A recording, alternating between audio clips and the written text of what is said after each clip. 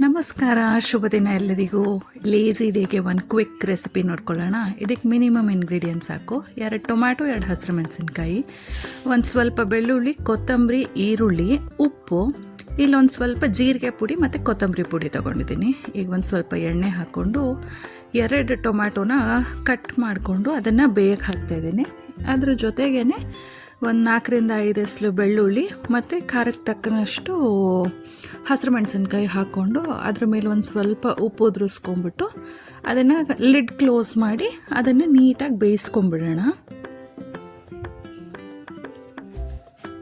ಅದು ಬೆಂದಿದ್ದೆಲ್ಲ ಆದಮೇಲೆ ಸಿಪ್ಪೆಗಳ್ನೆಲ್ಲ ಸಪ್ರೇಟ್ ಮಾಡಿಕೊಂಡು ಆನ್ ದ ಅದರ್ ಸೈಡ್ ಕೂಡ ಹಾಗೆ ಬೇಯಿಸ್ಕೋಬೇಕು. ಒಂದು 2 to 3 ಮಿನಿಟ್ಸ್ ಇನ್ನೊಂದು ಕಡೆನೂ ಹಾಗೆ ಬೇಯಿಸ್ಕೊಂಡ್ರೆ ನೀಟಾಗಿ ಆಗತ್ತೆ.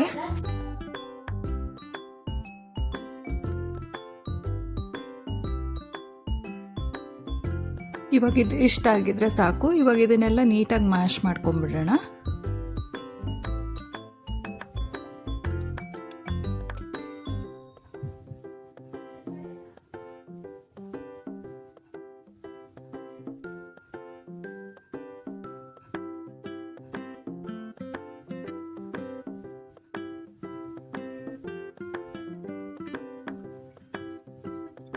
ಇವಾಗ ಇದಕ್ಕೆ ಇಟ್ಕೊಂಡಿದ್ದು ಜೀರಿಗೆ ಪುಡಿ ಮತ್ತು ಧನಿಯಾ ಪುಡಿ ಹಾಕ್ಕೊಳ್ಳೋಣ. ಸ್ವಲ್ಪ ಕಟ್ ಮಾಡಿ ಇಟ್ಕೊಂಡಿರೋ ಅಂಥ ಆನಿಯನ್ಸು, ಆಮೇಲೆ ಕೊತ್ತಂಬರಿ ಸೊಪ್ಪು ಹಾಕ್ಕೊಂಡು ನೀಟಾಗಿ ಮಿಕ್ಸ್ ಮಾಡಿಕೊಂಡ್ರೆ ರೆಡಿ.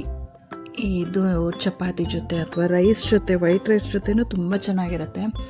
5 ಮಿನಿಟ್ಸ್ ಇದ್ದರೆ ಸಾಕು, ಆರಾಮಾಗಿ ಪ್ರಿಪೇರ್ ಮಾಡ್ಕೊಂಬಿಡ್ಬಹುದು. Thank you so much for watching ಕುಕ್ಕರೀಸ್.